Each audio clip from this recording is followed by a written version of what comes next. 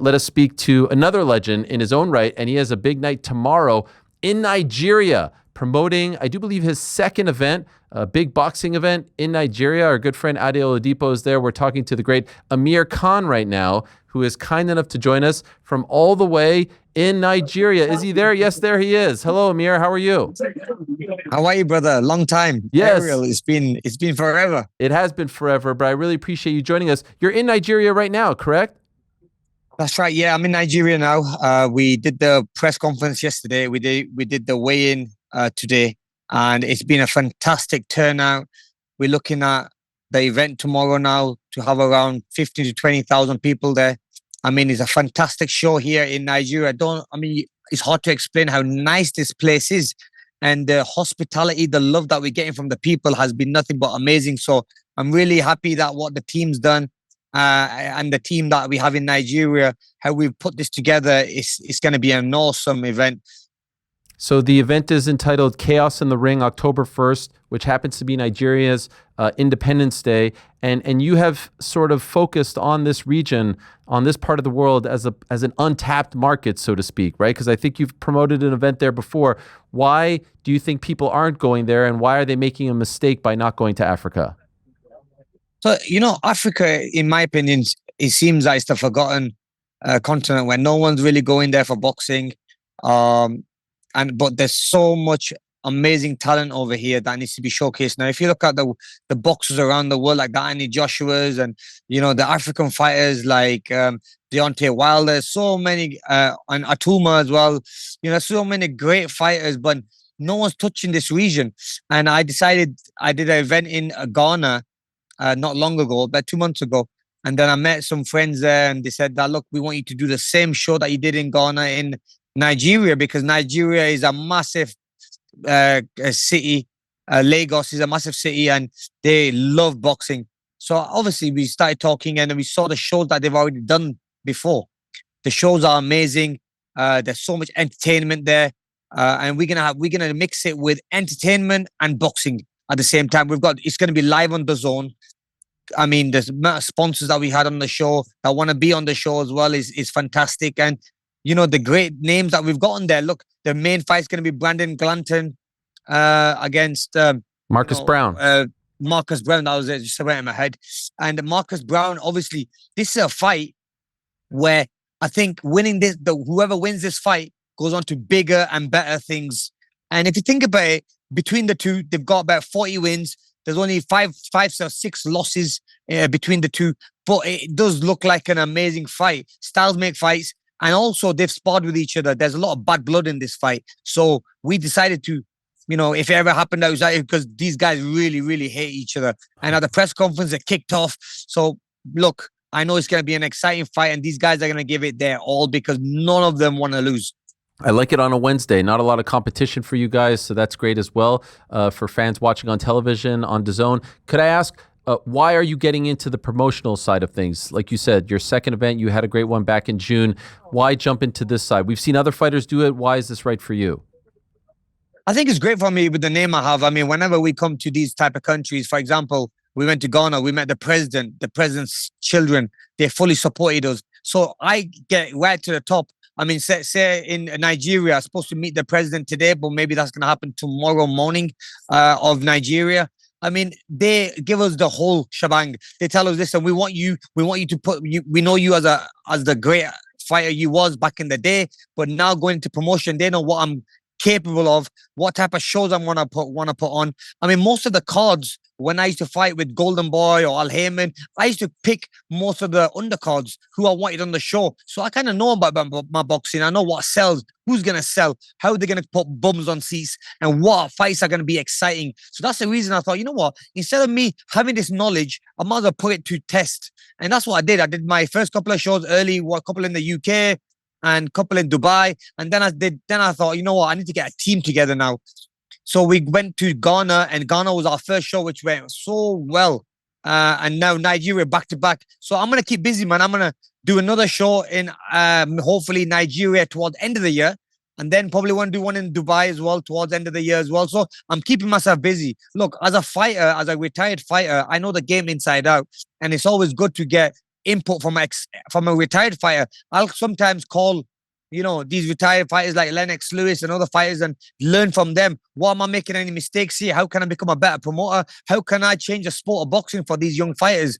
And obviously, I know what mistakes were made when I was a fighter. So hopefully, I don't want to make the same mistakes there. The main thing is to pay the fighters well and to treat them fairly and treat them good. And look, that includes like nice hotels, making sure that they looked after well. Press conferences has to be the whole shebang. Yeah. You know what I mean? And the weigh-in. And also, not only that, having a great television broadcasting team on board. That way, their skills are going to be showcased around the world. That's why we've got DAZN. So look, at the moment, things are going really well. I'm enjoying every little bit of it. And it's people like yourselves, Ariel, who are supporting me. We're doing these interviews when people are getting to know more about what Amir Khan's doing now, going into the promotional game. Without you guys and the media and the press, this wouldn't be possible. You know what I mean? You lot make my work a little bit easier. Okay, well, I appreciate that. Could I ask, who do you think is doing it best right now as far as promotion in boxing?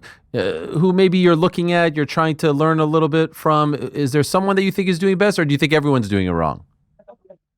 No. They're all doing it. They're all doing a great job. I mean, what Turki Al-Sheikh has done to the sport of boxing, bringing the best versus the best, putting the biggest fights on. I mean, look, I got a message from Turki Al-Sheikh back in 2021 saying, Amir, I want to perform a heavyweight fight. Now, I didn't understand what he meant. I said to him, well, I'm a lightweight. He said, no. Can you get me like Fury? And I got him Fury. I picked up the phone to Spencer Brown, and I said, they want Tyson Fury, Saudi Arabia. Tyson was in a low point of his career where he was thinking of probably retiring or not boxing again. But this kind of gave him that second life line. Mm. And he's gone there and made tons of money. And but look, the thing is now, I realize one thing as a promoter. See, I'm too honest as a person. I just pick up the phone and say, yeah, connect two dots together. And I said, there you go, guys. Whereas I got nothing out of it, or I never even got not even a thank you. So the thing is now, I think being in the promotional game now, doing contracts, doing agreements with people, and then making things happen. And since I've been doing that, things are happening a lot. Okay. Very interesting. I don't know if you've been following this story here in America, but there's Zuffa Boxing starting with Dana White spearheading TKO. How do you think they're going to do? Because they're the new kid on the block as well, trying to make some waves. They just announced a new TV deal yesterday. What do you think of what you've been seeing out of them? Look, whenever Turki Al-Sheikh is doing anything in boxing, he's doing it at the best and doing it at the biggest. I mean, having someone like Dana White, who's proven how good of a promoter he is, especially in UFC and where he's taking UFC. I'm sure he can do the same with boxing. Boxing needs a new face. Boxing needs a face like Dana White, who's going to change the sport up and get more excitement and get more bums on seats. And also with Turki, the best are fighting the best. There's no easy way in this game now. The best have to fight the best. If you say you're a world champion, prove it by fighting the best. There's no hiding in this game anymore. And that's what we see in UFC. And that's what Dana wants to do in boxing. So big respect to Turki, to the ring, to everybody, because they have changed the sport of boxing. If you look at what's happened in the last probably 5 years of boxing, the best of back-to-back fought each other. And this is something we never used to see. I mean, it never happened back in the day where you'll see two great heavyweights because they want too much money. But Turki's like, put the money to a side. I want the best to fight the best. You want big paychecks? I'll give you the paychecks. And you know what? He's proven it not only once, but many times. So you have to give that respect to Turki Al-Sheikh. Because of him, this is happening. And also, now with this fight against Terence Crawford and Canelo, what a fight that was. I mean, it broke massive numbers, you know what I mean? It broke records. I mean, this was a fight that no one ever thought they were ever going to see. Two of the best fighting each other. Wow. I mean, what Turki did there and what he pulled off there was awesome. Were you surprised by the result? No, I wasn't. No, I knew that Crawford was going to win. You see, when I watched Crawford train back in Omaha, Nebraska, and when I was in Colorado Springs, he came into my camp. He helped me out a little bit, but at the same time, I seen him sparring some heavyweight guys. I seen him wrestling some heavy, big guys. And I thought, wow. So I asked him, I go, look, do you have like a wrestling background? He goes, yeah, we're like state champion. So that showed to me that this guy is a solid, strong person. Like no one can push him around. No one can dictate. No one's going to put pressure on him where he's going to feel hurt because he knows how to control the ring. When it comes to box IQ, like his IQ in boxing is probably the best. I mean, he knows what punch to throw. He knows how to maneuver these heavier, big hitters and also take away their power and put his own shots in. So yeah, he's up there, one of the best ever, really. As an ex-fighter champion, I'm just curious. We heard yesterday Dana White says he's not going to acknowledge the WBC, IBF, WBO. He's going to have his own belt and the ring belt, and they want to potentially make changes to the Ali Act as well. This is a big thing here in America. How do you feel about? Is it time to make these changes and evolve, or are you more old school and think they shouldn't happen? Ariel, I think it's the time boxing needed to change a little bit, right? And I know there's so many belts out there. Not to sound disrespectful, I like the WBC, I like the WBA, IBF. I won all their titles, WBO. But the thing is, there has to be just that one big title that everyone fights for, and we know who the number one is. Because at the moment, with all these different titles, you don't know. Someone might come over to you and say, I'm a world champion. Like, I've never heard of you. But like, and how did you win the world title? Who did you fight for the world title? And these guys can then pick their fights and pick who they want to fight. So I think it makes it better. With someone like Turkey and Dana, they're going to make sure the biggest names and the best names are going to fight each other. And there's only one title that they fight for, because the money on that title is going to be so much money that people are going to be, people are not going to turn that down. So end of the day, I think what comes down is the money, one title and one champion. That's what it boils down to. And I think what Turkey Al-Sheikh is doing, this massive change that they're making, and with Dana, I think it's fantastic for boxing, because we're going to know who the super champion is going to be now. I remember not that long ago, there was some talk of maybe you fighting on a Misfits card, maybe you and KSI. What happened to all of that?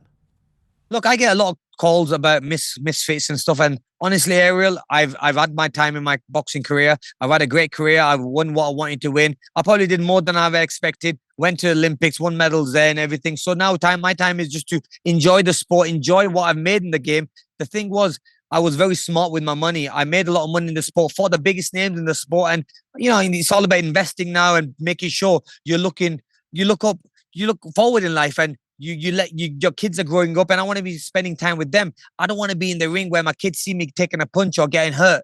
In boxing, you're always at one punch away from getting hurt. Everything I made in the sport of boxing, I want to enjoy it now. I want to enjoy the fruits of it. And also, if I'm getting into this promotion business, because I want fighters to make money. I don't want fighters to make the wrong mistakes that I made, that I thought maybe I made.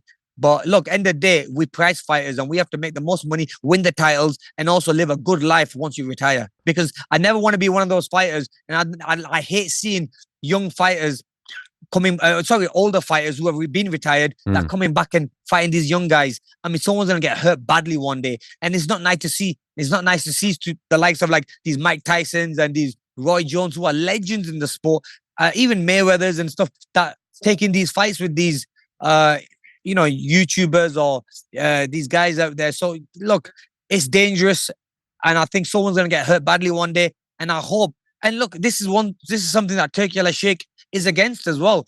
He is the face of boxing, in my opinion, now, because it's the biggest fights he's making, and also he made it clear that he does not want to do any exhibitions. He wants the best to fight the best, and only wants to do big fights. Do you still consider Jake Paul a YouTuber, or do you feel like he has become a fighter? Has he earned your respect in that regard?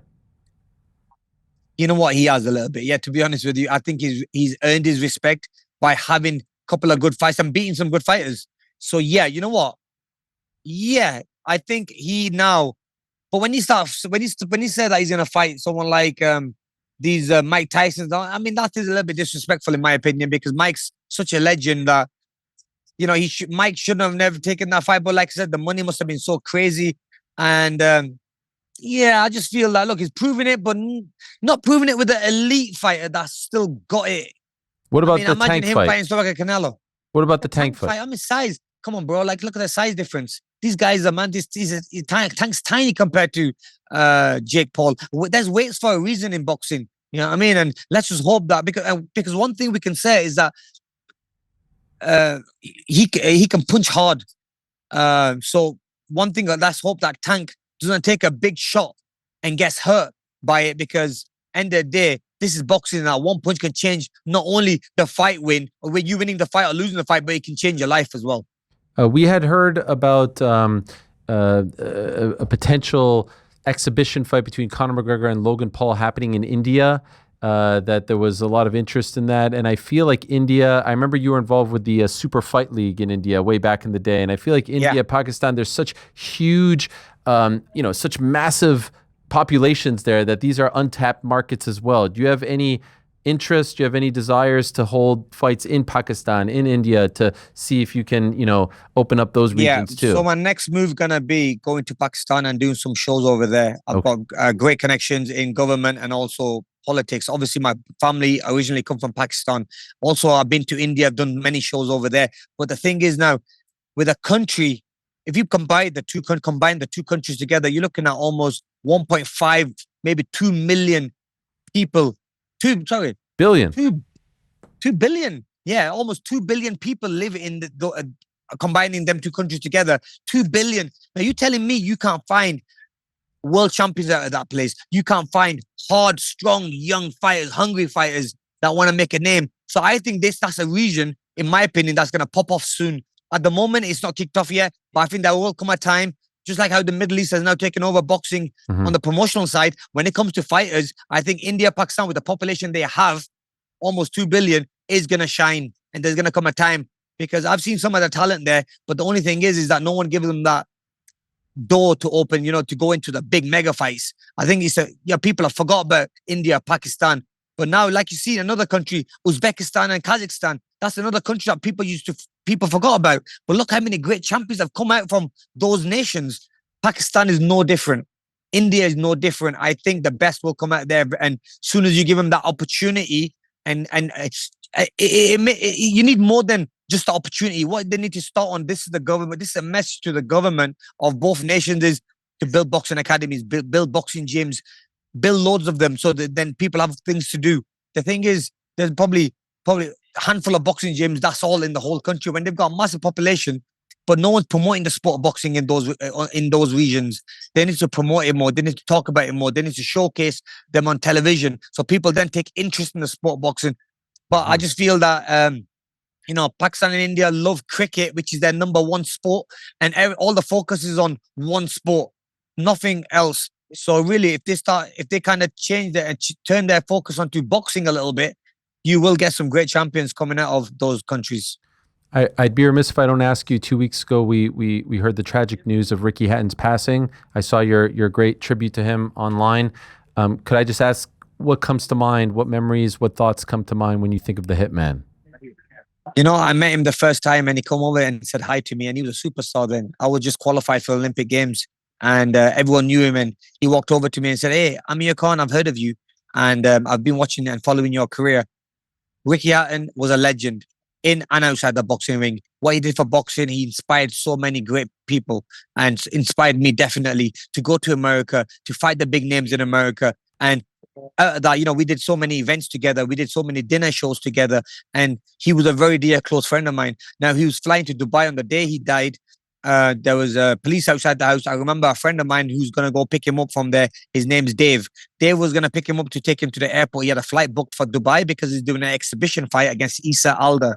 And when he saw that the police were there, they turned him away and said, we can't tell you too much information, but you need to leave this scene. Then I find out that he killed himself. I just feel that I wish he picked up the phone and spoke to me. We were close. We were friends. But when someone is going through so much tough times mentally, I just don't think he ever overcome the defeat against Floyd Mayweather or Manny Pacquiao. He was a gem of a guy. I just wish that he had spoke to someone, because a guy like him, he'll never be forgotten. He was a great champion. And like I said, he inspired so many great champions, especially in the UK. Obviously, his mental health struggles were well known. Did you know he was struggling as of late? So no, not really, because he was supposed to come and see me in Dubai. We were going to have dinner together.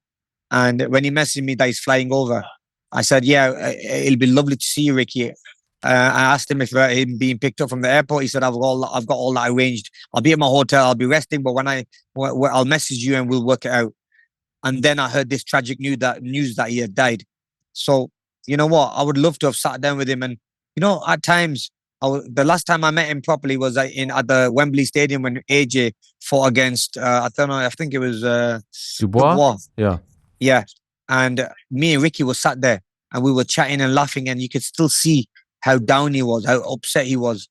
Like inside, like everyone's having a laugh, and he was just in his own little world, quiet. And I should have just spoke to him, but obviously we just carrying on with the night. I didn't want him to feel uncomfortable, but that kind of gave me signs there's something more deeper in his life that's going on, And I wish his family all the very best, because it's a big loss. Especially his father, his mother, his kids. I mean, it's hard to see that, a legend in the sport of boxing. He was always respected and always took time out for his fans, always took time out for his people, which not many people do. I mean, remember the days in Vegas when he would fight there? He'd go out in the crowd and hang out with them, and even stay a couple of days after the fight to have a pint with all the British fans that flew over all the way from England. I mean, these are things that people are going to remember. He was a people's champion. Yes, well said. I'll leave you with this. Can I ask, what's a dream fight that you would love to promote? Who versus who in a venue, in a country? Give us the dream Amir Khan fight. Okay, so say in current boxing, Yeah. I just feel that if we was to pick two fighters, I mean, everyone in Africa loves the heavyweights, right? Yeah. So let's pick someone like Tyson Fury versus Anthony Joshua. We could do that somewhere in Africa. What a mega fight that would be. That'd be a huge fight. And I mean, with the people I know now, maybe that's something where we can make happen. Who knows? But because there was talks about Joshua going to Ghana and doing a boxing fight there, because he was at my last event in Ghana which I promoted.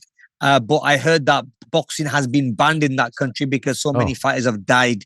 I mean, this year alone, 2 fighters died in the ring. So they need to sort out the commission before they make any sort of movement there.